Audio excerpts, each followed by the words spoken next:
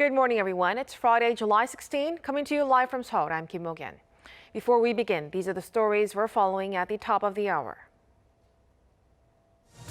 South Korea reported more than 1,500 cases of COVID-19 Friday, continuing its current trend. As concerns continue to mount, the nation's prime minister called for local governments to also impose a ban on private gatherings of more than 4 people.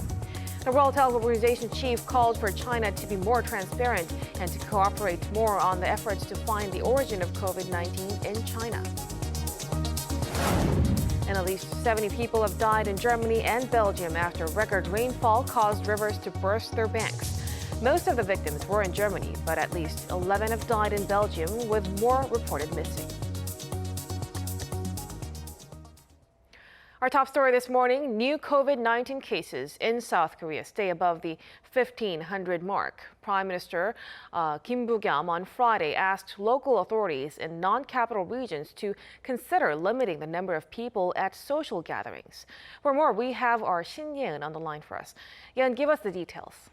Mo-gyan, the country reported 1,536 new cases this morning. All but 60 were locally transmitted. The total number of cases now stands at 175,046. With one more death, the total number of deaths is now 2,051. Although the number of new cases was slightly lower than the day before, South Korea is still on high alert with cluster infections popping up outside of the capital region. In a government meeting held earlier this morning, Prime Minister Kim Boo-kyam said social gatherings should be restricted to up to 4 people in non-capital regions. This comes just a day after the country implemented level 2 social distancing measures for almost all regions outside the metropolitan area on Thursday. Case numbers have also spiked in cities like Gwangju and Daejeon. Until now, different social gathering limits have been implemented for each region outside the capital based on the number of infections in the new 4-tier distancing scheme. But the Prime Minister says this is causing confusion and requested all regions to restrict social gatherings to up to 4 people. He added that if cases continue to rise, these regions will also have to restrict people from gathering after 6 p.m., as the capital region is doing right now.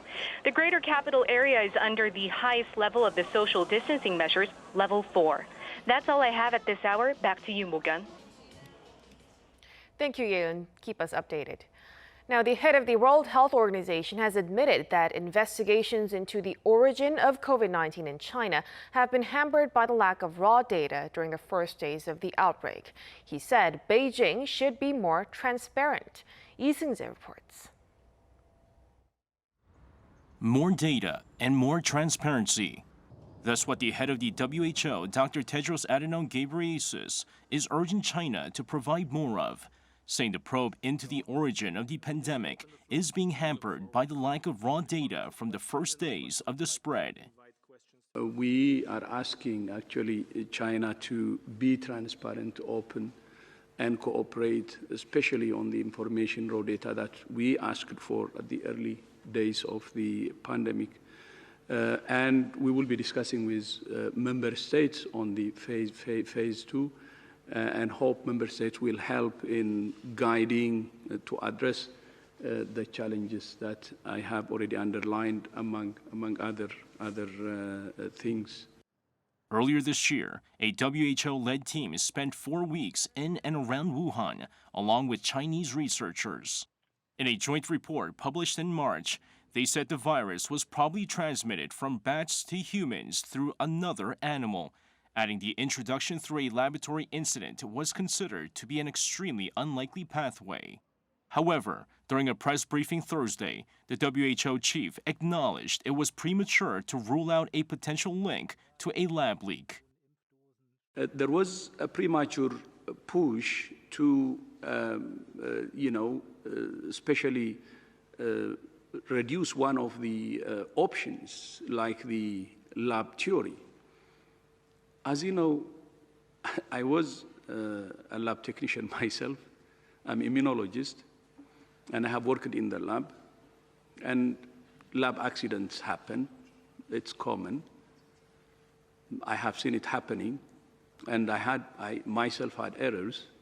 So it can happen. He will brief the WHO's 194 member states on Friday regarding a proposed second phase of study into the origin of COVID-19. During the 18 months or so since the initial outbreak, over 188 million people have been infected worldwide and over 4 million deaths. With the highly transmissible Delta variant now in at least 111 countries, territories, and areas, experts say there's no telling how much longer the pandemic will last. 이승재, Arirang News. U.S. Deputy Secretary of State Wendy Sherman will visit Seoul next week for talks with her South Korean counterpart. Seoul's foreign ministry says Sherman and Choi Jong-gun will sit down next Friday to discuss bilateral, regional issues as well as Korean Peninsula affairs.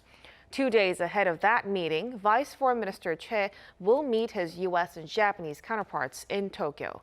Choi will also hold bilateral talks with his Japanese counterpart Takeo Mori on the sidelines of the three-way meeting. The South Korean economy is seeing signs of a rebound through strong exports and increased employment, but uncertainty remains due to a resurgence of COVID-19 cases. In its monthly economic report released on Friday by the Finance Ministry, exports were up by almost 40% on year in June, led by semiconductors and petroleum products. Also, there were 582,000 more people employed in June compared to the same month the previous year. But production fell as a result of a decrease in manufacturing and service production. The U.S. is likely to see several more months of high inflation before it starts easing. That's what U.S. Treasury Secretary Janet Yellen said during an interview with CNBC on Thursday when asked about the current inflation situation. She added that although it is important to monitor the situation carefully, fundamentally she expects it will settle down. Her remarks align with Federal Reserve Chairman Jerome Powell's stance. Speaking at a Senate hearing Thursday, Powell acknowledged that though the Fed is not comfortable with the current inflation rate, he believes it will tail off as economic conditions return to normal. At least 70 people have died in Germany and Belgium following a record rainfall. Most of the victims were in Germany, but at least 11 have died in Belgium, with more reported missing. With rescue operations ongoing, officials say they expect the death toll to rise even further. Kim Dami reports. At least 58 people have died and dozens were still missing Thursday in Germany as heavy flooding struck the country, turning streams and streets into a raging torrent. The worst of the flooding hit the states of Rhineland-Pfalz and North Rhine-Westphalia, where a record 148 liters of rain per square meter fell overnight. Grieving for the lost lives, Germany's chancellor pledged the full power of the state to find those still missing. My thoughts are with you, and you can trust that all the forces of our state, federal, state, and local will join forces to do everything possible to save lives. Germany is equipped with a well-developed flood control system, which has previously resulted in a very few human casualties from flooding. So there's a record rainfall, and the preceding heat wave, experts point out, could be linked to climate change because as the Earth's temperature increases, more water vapor stays in the atmosphere. This is a natural disaster, but the fact that this disaster could take place in this way certainly also has something to do with the fact that climate change is also progressing in the way. While rescue operations continue under severe conditions amid power cuts, local weather experts predict the rain will last until Friday afternoon, with a further rainstorm forecast for southwestern parts of the country. Neighboring Belgium has also been badly hit, leaving at least 11 people dead and causing the evacuation of 1,800 residents, while the Netherlands, France, and Switzerland have reported damage by the flooding. Kim Dami, Arirang News. The U.S. Senate has unanimously backed a bill prohibiting all goods from or made in China's Xinjiang region. It stressed that Washington will not turn a blind eye to Beijing's continued crimes against humanity in the province. Our Kim Hyo-san reports. The U.S. Senate passed a bill Wednesday aimed at banning imports from China's Xinjiang region following allegations of human rights abuses against the local Uyghur Muslim population. The ban will only be waived if importers can provide evidence their products were not made using forced labor. The Uyghur Forced Labor Prevention Act also requires the Department of Homeland Security to list entities who collaborate with the Chinese government in the repression of ethnic minority groups. The bill, which received unanimous consent, needs to pass the House of Representatives before being sent to President Biden for it to be signed into law. The move is in line with Washington's continued criticism of Beijing over its actions against ethnic groups. China slammed the bill again, denying claims of human rights abuses. The so-called human rights and forced labor issues in Xinjiang are completely inconsistent with the facts. The U.S. approach has seriously undermined the security and stability of the global industrial chain and supply chain. Beijing's foreign ministry also warned the U.S. to stop what it called political manipulation, accusing Washington of lying to attack China. Currently, Xinjiang is a global hub for the production of polysilicon, which is used to make solar panels. Therefore, Washington's move could have a big impact on the global solar industry in the years to come. Kim Hyo-san, Arirang News. Member states of the World Trade Organization will expedite negotiations on banning subsidies for illegal fishing so a deal can be reached this year. At a virtual meeting Thursday, the trade ministers of the 164 member states, including South Korea, reaffirmed their commitment to solving the issue. They also agreed to coordinate on the remaining sticking points in a balanced manner. Talks for the deal began in 2001, but a consensus has yet to be reached due to a number of issues, including special treatment for certain countries. Now turning our focus to the Tokyo Games. Due to the pandemic, winning athletes will put medals on by themselves, and the opening ceremony will see only a limited number of VIPs. All these as the organizers try to make the event safe and secure. Kim Sang-min zooms in on the changes. Long-standing Olympic traditions like medal presentations haven't changed at Tokyo 2020. This year, athletes will no longer dip their heads waiting for medals to be draped over their necks. Instead, they will have to pick up their medals from a tray and put them on themselves as part of the virus prevention measures. Handshakes and hugs will also be prohibited during the medal ceremonies. And organizers have slashed the number of staff attending the opening ceremony to a few hundred. The capacity for the ceremony had already been reduced to 10,000, but will now even fewer people will be attending it. Fewer than 1,000 VIPs are expected at the ceremony. U.S. President Joe Biden has already decided not to attend the Olympics, making First Lady Jill Biden's trip her first ever solo overseas visit. Chinese President Xi Jinping and Canadian Prime Minister Justin Trudeau also won't be seen at the event. South Korean President Moon Jae-in is still deciding on whether to visit. However, despite all the obstacles and limits, IOC President Thomas Bach said that this year's Games will be historic for many different reasons. First, they will be the first ever postponed Olympic Games in our long history. Second, they will be historic for the way how the Japanese people overcame so many challenges in the last couple of years.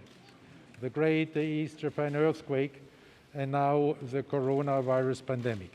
Now, with less than 10 days until the 2020 Tokyo Olympics, the country and organizers are expected to put full efforts into making the Games safe and secure. Kim Sung-min, Arirang News.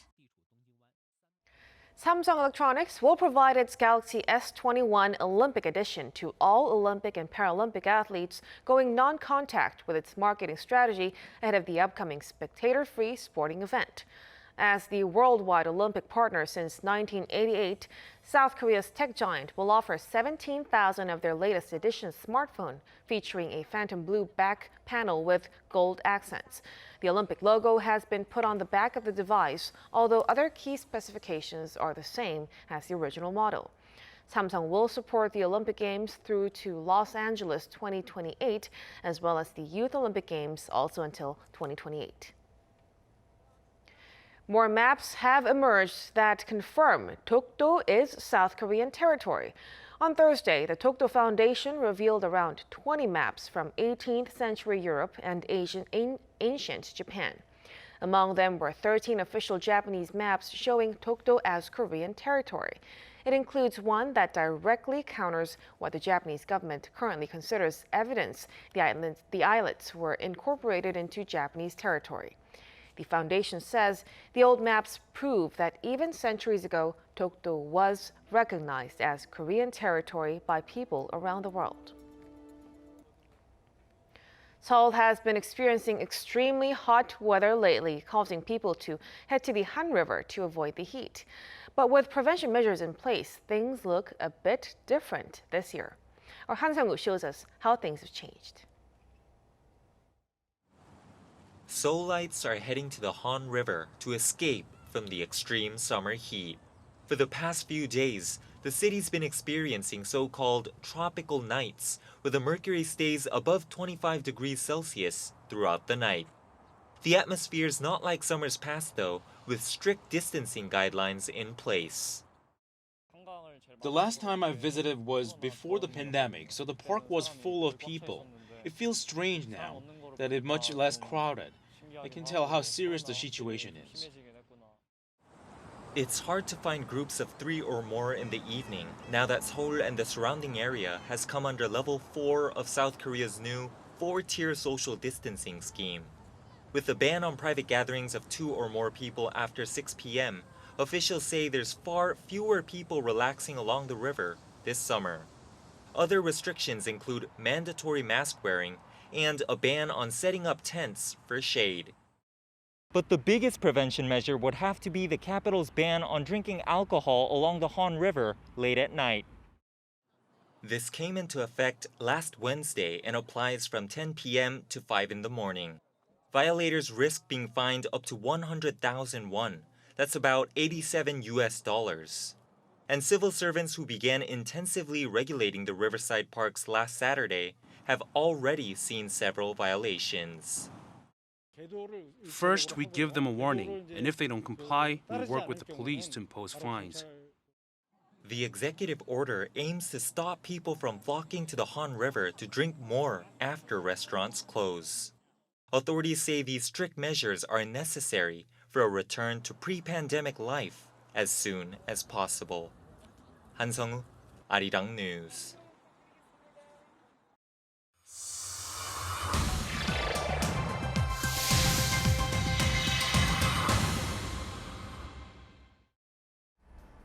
Welcome. It's time for The World Now, bringing you some of the most interesting news from around the globe. I'm Ji-young. A baby was thrown out of a smoke-filled building by her mother. This happened in the South African city of Durban on Tuesday as the desperate mother of 2-year-old Melahule had no choice but to drop her daughter into the arms of strangers to save her. They kept screaming, "Throw her." I threw her and I was afraid. After throwing her, I held my head in shock, but they caught her. Thankfully, the baby was caught safely by people waiting below as the mother escaped the burning high-rise building, and they were reunited at last. The mother of the baby lived with her fiancé on the 16th floor of a building set on fire by looters. The incident took place amid widespread violence in parts of South Africa that have killed more than 70 people following the jailing of former President Jacob Zuma. International athletes had a great swim as they attempted to conquer the world's largest freshwater lake by volume. 8 swimmers from different parts of the globe challenged themselves by trying to cover a distance of around 120 kilometers across Russia's vast Lake Baikal, a UNESCO World Heritage Site. The marathon swimmers took turns without rest or sleep in relay style to draw attention to the ecology of the lake. This has been an amazing introduction to both the country and to the Baikal area. This waterway is phenomenal. It has been a privilege to swim in it and to test myself against it. The participants finished their route on Tuesday after spending about 26 hours in total in the water. In the end, the distance covered in the challenge had to be cut to 70 kilometers due to unusually cold temperatures in the lake reaching as low as 4 degrees Celsius, with concerns over danger to the swimmers. You goat to be kidding me. A herd of goats on their way to a feast were adored by crowds in New York. It was surely a paradise for the 24 goats from a New York State farm as they were embarked on a city outing Wednesday to munch their way through weeds. The Riverside Park in Manhattan, where they were released, has serious problems with the invasive plants. On top of how cute they are, I guess, not only can they eat like a lot of their body weight, but they'll actually neutralize the seed so they won't get replanted next year. And, you know, they'll work longer days than any landscapers. Also, New Yorkers can vote for their favorite goat to be crowned the greatest of all time.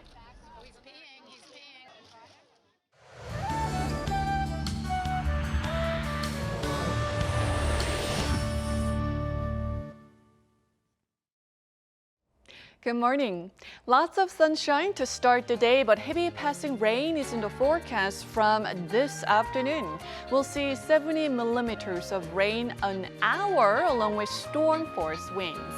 Heavy rain will bring us some slight relief from the heat.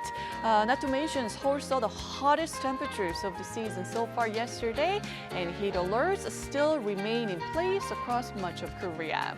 But highs will be a couple degrees lower this afternoon, but Chuncheon will be still sizzling hot at 35 degrees.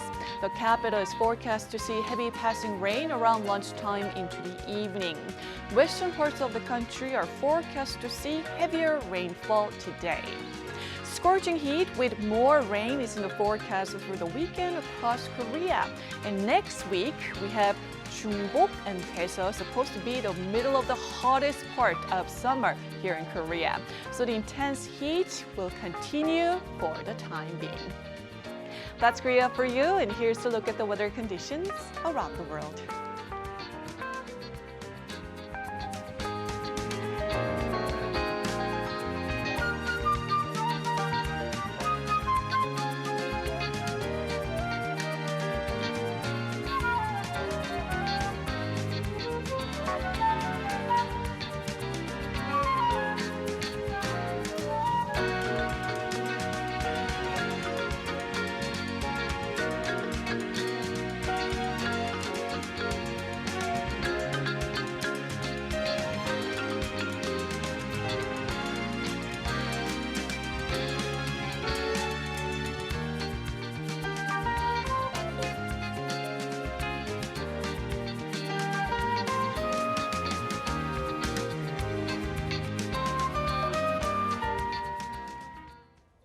And that will do it for us at this hour on Arirang News. We'll be back at noon Korea time, so stay tuned.